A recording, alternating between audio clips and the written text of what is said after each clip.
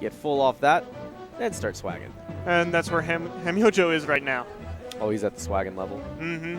Yeah, that's true. He really has fought his way up. Yeah, I remember when he made the swap to Sheik initially, and I'm just like, all right, man. Looks like you're trying to learn something, get into that next level. So when Wobbles isn't here, this is almost guarantee handworm tournament. Jeff Foxworthy versus Dakpo. And getting right into it, no handwarmers. And then the shines, I believe that was triple shine. Like one of them oh no, Dakpo! The tech flubs. Unfortunate, but I believe in Dakpo. He can do it. Not if he does unsafe things though. He'll be all right. The dash dancing, pretty good, but he's gonna try. Like I said, he's the intellectual, so he's gonna use the data that he gets. He's gonna try to play from behind and see what he can get. That tech was not the best idea considering his positioning was there. He should have just teched in place versus tech left. And even with SDs, this is the reason why it's 2 of 3 and there's 4 stocks. There's like, oh, that was good so down air. Good. Okay, so to touch on why that was good, Dakpo did a great job of. He first did the wave dash back to bait out the option from Jeff Foxworthy. I think we saw a jab out of him, and that's when the punishment came. From the setup perspective, double laser is so good because the first laser hit, you know the second one is coming because that's the exact height they're going to go. That's something that you practice in the lab over and over and over again. And then by forcing them lower, you're choking them and suffocating them, and they're not going to be able to have great options coming back onto the stage. Can we talk about how Dakpo got a gimp off of Falco's back throw? Oh my gosh. Unsafe shine and then just gets up smashed out of it. Shine does have 1 frame of invincibility, but that's only the frame it like comes out. Correct, for a second so, frame. Yeah. And so after that you're able to be hit by anything. And that's sort of the downside of Shine, but there's too many upsides of Shine for that to really matter. Oh, yep.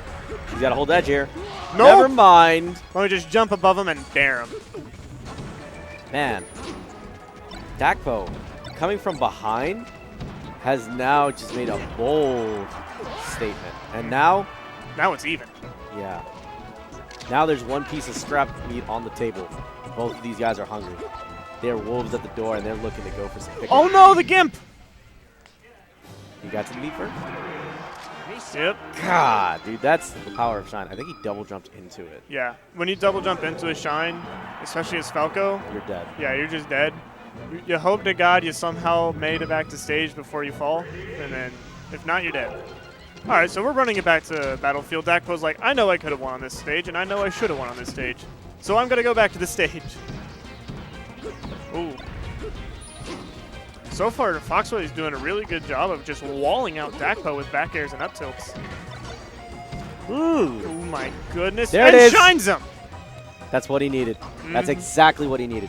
He did such a great job of nailing everything that he had for the setup. But the execution at the end, he knew that he was way too close to ledge and that there was a time period that if you don't shorten, you are still vulnerable. And you're still kind of pushing your hitbox into the stage. And that's where that Shine came in and covered him up so well. Both Shines clink, sort of funny, but nothing comes out of it. All right, back airs him off stage and then lasers him, going for the edge guard, and that was really good. Down air to cover the immediate, like, go towards him option, and then if he goes straight up, he has enough recovery from down air that he can just down smash or forward tilt in that instance. Ooh, here's the punishment, though. Oh. The dare's hot, unsafe on shield, but managed to cross a nut just barely. Up tilt. No! He missed the shot. He was so close, and that angled F tilt was exactly what he needed. Dakpo is simply outmaneuvering Jeff Foxworthy at this point. He's making small mistakes. He has the right ideas, though. And then overall, he'll find ways to compensate. He's doing a great job of using his F tilts accordingly. But Jeff Foxworthy, no slouch, man. Can't sleep on this guy. Extremely smart player. Ooh, good spot dodge Shine, and starts this good combo for a good 30% of damage. And it's still going. Oh, boy. Ooh, rising dare. Drop down back air. Yep, but... Oh, no, that was a mistake. And because of that, he pushed himself into a position where he got a forward throw. Oh, no, Dakpo, please! Oh, Dakpo has given up a stock each game this set so far. Dakpo, not unfamiliar to the SDs, but comebacks aren't unfamiliar to this man either. He's done it earlier this set. He could very well just continue to hold this lead and maintain it, but Foxworthy, he's got it up his sleeve, man. He's got this chance. Yeah, Dakpo did a good job of dash dancing and then got one conversion off the laser and then just goes in. Back air? No, he's just waiting. Good full hop, double shine. Double shines and gets back air twice. The back air was the right choice. He did it a bit too late, and that's what ended up pushing him in front. It's a tough night. Oh, a tough night here, guys. These guys are out for blood. That was the right call, wrong positioning. The other call you could have done was drop down air on top of it.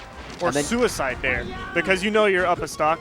And you know he's on his last stock. And even if you were on your last stock and you suicide dare, Fox has got to die first. Yeah. He went for the consistent option there, going for the back air to finish him off. So Dakpo giving up a stock both of his games. And we're now on game 3, and I hope Dakpo keeps all of his stocks, doesn't just give any for free, and show what he can do on FD. This is sort of a weird stage for both species, as Falco can just sort of combo Fox infinitely without the fear of platforms messing up something. Yeah. But Fox can also just sort of up throw chain grab into up smash. Yeah, and that works until low to high percentages. There it is. Good down smash. The reason being, it being a little bit lower there, it forced him to come back up at that angle. The other alternative he had, which was more reactable, which was go up and then aerial drift back onto the stage, and he could have just easily reacted to that. Another fun thing about this stage is it's a lot harder to mix up your recovery on this stage. Like, the walls are sort of difficult to wall jump, so that option is not always available. And there's no platform to just sort of either cancel on or just go for. And so your recovery is very predictable. And then here comes the up throws. Does drop it, though. All off of drill shine. And drill shine grab reach side. That's great job of being mindful. Oh, gets the double dash attack. I would have anticipated dash up Nair to potentially push him even further off stage, but he's taking what he can get. That back air is going to take him out. Shines, and then Fox didn't DI away, so he goes back air. Oh, the up smash not quite killing. Fox is a fast faller, so you're going to need a little bit more percent to kill him. Dakpo did a good job of playing the mind game of I'm going to come down here, act like I'm fast falling, so you can get the timing, and then double jump. Oh my god. He clips him with side B when I was pretty sure that Fox's forward smash would trade better with it. I think it's because he came at him from such a low angle that... And the Fox forward smash was almost done, so the hitboxes were either very weak or just weren't there anymore. Exactly. Exactly what I was getting at.